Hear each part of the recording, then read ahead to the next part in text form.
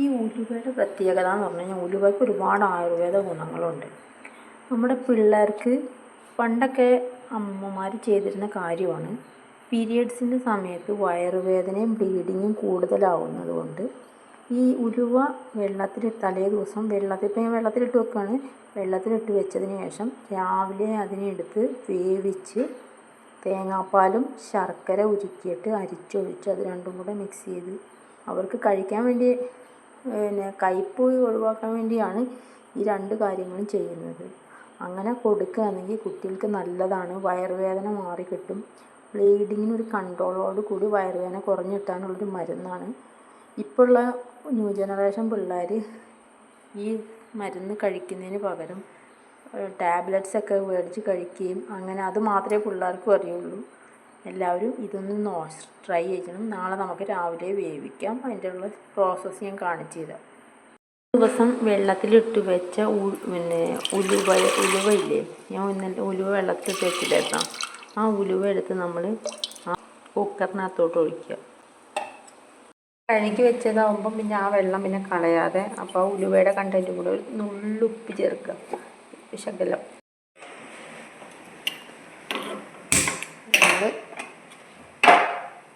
കുക്കറെടുത്താണ് ഗ്യാസിൽ വെച്ചതാണ്. അടച്ചു വെച്ചിട്ട് അങ്ങോട്ട് വേവിക്കാൻ വെച്ചിട്ട് വെന്തതിന് ശേഷം നമുക്ക് ബാക്കിയുള്ള കാര്യങ്ങൾ ചെയ്യാം.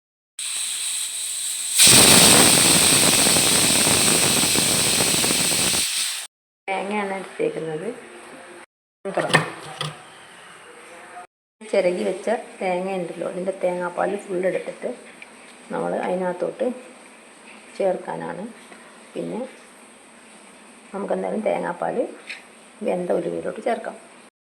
ആദ്യം നമ്മൾ തേങ്ങയുടെ പാലെടുക്കാം. മിക്സിക്കകത്തിട്ടൊന്ന് അടിച്ച് കറക്കിയിട്ട് തേങ്ങാപ്പാലെടുക്കാം. ചേർത്ത് മിക്സി ഒന്ന് കറക്കിയെടുത്തിട്ട് പിഴിഞ്ഞെടുക്കാം. അടിച്ചെടുത്ത് തേങ്ങാപ്പാൽ പിഴിഞ്ഞെടുക്കുകയാണ്. പിഴിഞ്ഞ് അരിച്ചെടുക്കണം. ഉലുവ അങ്ങനെ വെന്തിട്ടുണ്ട്. ഈ വെന്ത ഉലുവയിലോട്ട് നമ്മൾ ചേർക്കാൻ വേണ്ടി വെച്ച ഉലുവ മിക്സിക്കകത്ത് നല്ലപോലെ ഒന്ന് അടിച്ചെടുക്കുക. ഇതിനകത്ത് ചേർക്കാൻ എടുത്തേക്കുന്നത് കരിപ്പട്ടി ശർക്കരയാണ്. ഇതിനകത്താകുമ്പോൾ അധികം അഴുക്കൊന്നും കാണില്ല. ആയുർവേദ ഗുണങ്ങളുള്ള ഒരു ശർക്കരയാണ്. ചക്കര എന്ന് പറയും. കരിപ്പട്ടി ചക്കരയാണ് ഞാൻ ഉപയോഗിക്കുന്നത്. ഈ പാക്കറ്റിൻ്റെ ഉള്ളിലും കൂടെ അത്രയും ഭദ്രമായിട്ടാണ് ഈ കരിപ്പട്ടി ഇരിക്കുന്നത്. അപ്പോൾ അതുകൊണ്ട് അത്രയും വൃത്തിയുണ്ട്. പിന്നെ അഴുക്കും മണ്ണും ഒന്നും ഇല്ലായിരിക്കും. മറ്റുള്ള സാധാ അച്ചു ശർക്കര അല്ലെങ്കിൽ പിന്നെ അച്ചുവെല്ലം എന്നൊക്കെ പറയുന്ന സാധനം, ഇതിനകത്ത് മണ്ണും മൺതരികൾ പോലെയൊക്കെ ഉണ്ടാവാൻ ചാൻസ് ഉണ്ട്. അതുകൊണ്ട് തന്നെ അത് ഉരുക്കി അരിച്ചെടുത്തില്ലെങ്കിൽ നമുക്ക് വയറുവേദന വേറെ വരും. അപ്പോൾ അതുകൊണ്ട് അങ്ങനെ എടുക്കുന്നതാണെങ്കിൽ അച്ചുവെല്ലമൊക്കെ എടുക്കുകയാണെങ്കിൽ ഉരുക്കി തന്നെ എടുക്കാൻ സൂക്ഷിക്കണം. ഇത് ഞാൻ എടുത്തേക്കുന്ന കരിപ്പട്ടി ആയതുകൊണ്ട് ഇത് ഡയറക്റ്റ് നമുക്ക് ചേർക്കാൻ പറ്റും. വെച്ച് ഞാനിതിനെ കട്ട് ചെയ്തെടുക്കാൻ പോവുകയാണ്. എന്നിട്ട് ഫ്രൈ പാനിൽ വെച്ചിട്ട് നമുക്ക് ഉരുക്കിയെടുക്കാം. ഞാനത് കട്ട് ചെയ്തെടുത്തിട്ടുണ്ട്. ഇനി അത് നമുക്ക് നമ്മുടെ മധുരത്തിൻ്റെ ആവശ്യാനുസരണം നമുക്കത് എടുക്കാവുന്നതാണ്. ഫ്രൈ പാനിൽ വെച്ചിട്ടൊന്ന് ഉരുക്കിയെടുക്കാനാണ്. ഉരുക്കിയെടുത്തിട്ട് നമുക്കൊരു ശകലം നെയ്യും കൂടെ ചേർക്കാം, ഒരു ടേസ്റ്റിന് വേണ്ടി. എന്ത് ചെയ്യുമ്പോഴും ഒരു ശകലം നെയ്യ് ആഡ് ചെയ്യുന്നത് നല്ലതാണ്. നെയ്യും കൂടെ ആഡ് ചെയ്ത് നമുക്കതിനെ ഉരുക്കി വരുന്നുണ്ട്. ഉരുക്കി കഴിഞ്ഞതിന് ശേഷം നമുക്ക് മറ്റുള്ള ചേരുവകൾ ചേർത്ത് കൊടുക്കാൻ പറ്റും. എന്നിട്ട് ഇതിനകത്തോടെ നമ്മൾ അരച്ച് വെച്ച ഉലുവ ചേർത്ത് കൊടുക്കാം. അത് ഉണ്ടാക്കി വെച്ചേക്കുന്ന ഉലുവ ചൂടാറിയതിന് ശേഷം ഒരു ഗ്ലാസ്സിലൊന്നാണ് ഒഴിച്ച് കുടിക്കാൻ കൊടുക്കാവുന്നതാണ്.